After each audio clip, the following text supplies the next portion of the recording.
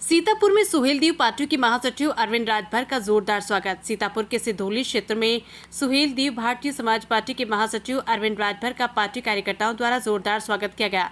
कार्यक्रम के दौरान भारतीय जनता पार्टी सिधौली मंडल उपाध्यक्ष अभिनव सिंह लक्की ने अरविंद राजभर का फूल मालाएं पहनाकर स्वागत किया। इस मौके पर बड़ी संख्या में पार्टी कार्यकर्ता और समर्थक मौजूद रहे। स्वागत समारोह के दौरान कार्यकर्ताओं ने नारेबाजी करते हुए अरविंद राजभर का अभिनंदन किया। कार्यक्रम में राजनीतिक चर्चाएं भी हुई, जहां अरविंद राजभर ने पश्चिम बंगाल चुनाव में मिली भाजपा की जीत को एनडीए की जीत बताया। उन्होंने विपक्षी दलों पर भी जमकर निशाना साधा और कहा कि जनता अब विकास और मजबूत नेतृत्व की राजनीति को समर्थन दे रही है। उन्होंने दावा किया है कि एनडीए सरकार की नीतियों से आम जनता को लाभ मिल रहा है, जिसका असर चुनावी परिणामों में भी दिखाई दे रहा है। कार्यक्रम के दौरान स्थानीय नेताओं और कार्यकर्ताओं में खासा उत्साह देखने को मिला। पूरे आयोजन में राजनीतिक माहौल गर्म रहा और समर्थकों ने पार्टी नेतृत्व समर्थन में नारे भी लगाए। अरविंद जी, बंगाल चुनाव भाजपा ने जीता है, क्या कहेंगे इस पर? देखिए, यह जो बंगाल में प्रचंड जीत हुई है, यह कहीं न कहीं एनडीए कार्यकर्ताओं के परिश्रम का परिणाम रहा है। और जो दमनकारी नीति अपना करके ममता बनर्जी जी वहाँ राज करती थी, कहीं न कहीं उसका एक कमर तोड़ने का भी कार्य हुआ।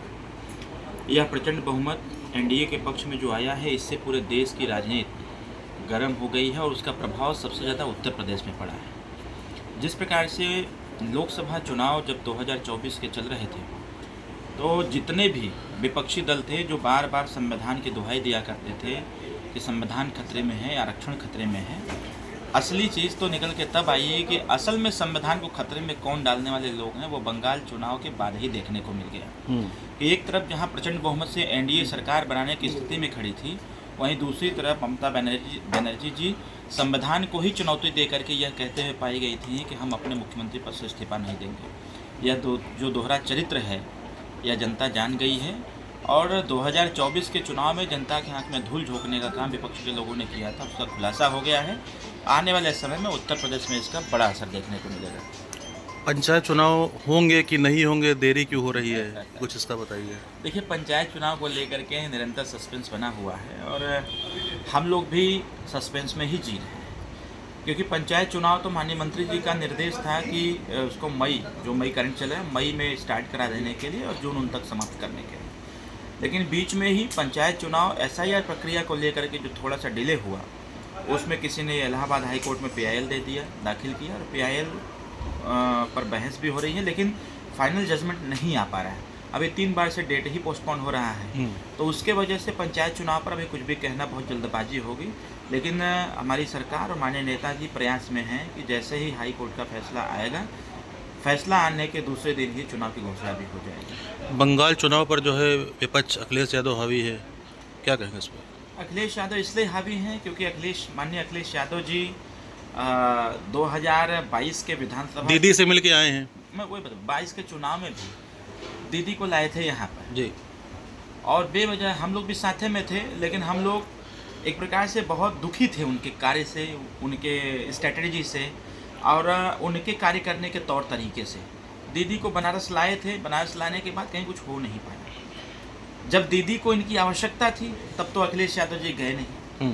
जब दीदी को आवश्यकता थी जुलूस निकालने की, रोड मार्च करने की, रैली, सभा, जनसभा, चौपाल करने की, तब माननीय अखिलेश यादव जी गए नहीं, क्योंकि इनको एसी बहुत प्यारा लगता है। बंद कमरे से सिर्फ पीसी करके यहाँ से, अब उत्तर प्रदेश के लखनऊ में पीसी करते थे और यहाँ से अनुरोध करते थे बंगाल के लोगों का। जब चारों खाना चित्त हो गई दीदी, तो माननीय अखिलेश यादव जी को उनकी याद आई कि चलिए, हम तो यहाँ 2 बार हार चुके हैं, 1 बार आप हारी हैं, अगली बार फिर तैयारी करिए। तो कहीं ना कहीं वो सांत्वना देने गए हुए थे ममता बनर्जी जी को कि परेशान होने की आवश्यकता नहीं है, जितने हारने वाले लोग हैं सब एक साथ खड़े हैं। प्रधानमंत्री नरेंद्र मोदी जी द्वारा अपील की जा रही है कि 1 साल तक शादी ना करिए, पेट्रोल और डीजल बचाइए, विदेशी मुद्रा को बचाइए और वर्क फॉर होम करिए। देखिए, जो स्थिति वर्तमान में बनी हुई, अभी हम लोगों ने 2021 में एक महामारी को हम सब लोगों ने झेलने का काम किया, जिसका नाम था कोरोना। सरकार पहले से अलर्ट नहीं थी और जनता भी अलर्ट नहीं थी, बहुत समस्याओं का को झेलना पड़ा था। लेकिन सरकार मेहनत करके, मजबूती दिखा करके, एक चैन बना करके कहीं न कहीं उस समस्या से निपटने का प्रयास किया। जिस प्रकार से इजराइल और ईरान का युद्ध हो रहा है, उससे भारत देश में बहुत सारी चीज़ों की क्राइसिस हो रही है।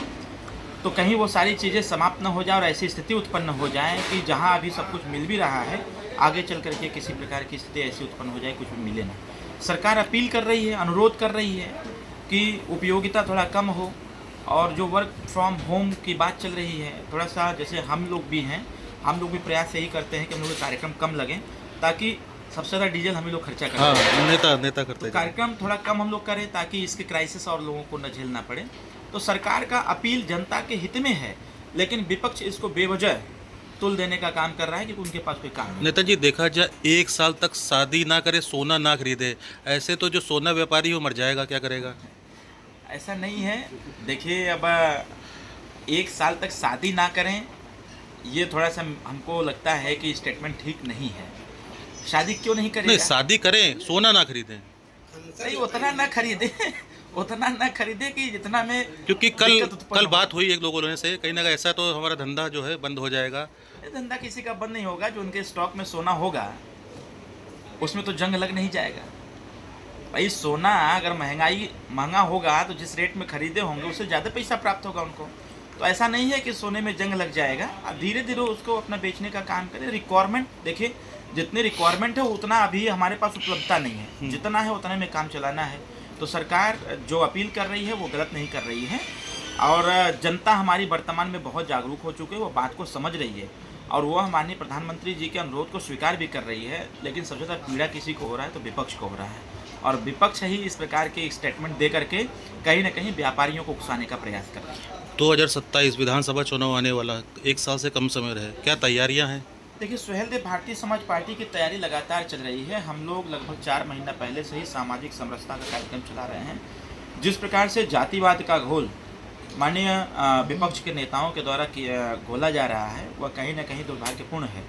हम सब लोगों का प्रयास है, माननीय नेता श्री ओम प्रकाश राजभर जी का प्रयास है कि सामाजिक समरसता ला करके सर्व समाज को एक साथ लेके चला जाए। हमारे 83 सीटों पर तैयारियां चल रही हैं। 83 सीटों में लगभग 37 सीट की डिमांड हम लोगों की है। 37 सीट में जितनी सीट पार्टी को मिलेगी उतनी सीट एनडीए के साथ मिलकर के लड़ेंगे, और फिर से एक बार 2017 की तर्ज पर प्रचंड बहुमत से सरकार बनाने का काम करेंगे। तो पंचायत चुनाव भूल जाया जाए, होगा नहीं? बोल भूलना नहीं है, क्योंकि लोकतंत्र है, और पंचायत एक्ट जब इस देश में है तो उसको भूलने की आवश्यकता नहीं है। थोड़ा देरी हो सकता है, चुनाव तो होंगे। ठीक। Thank you.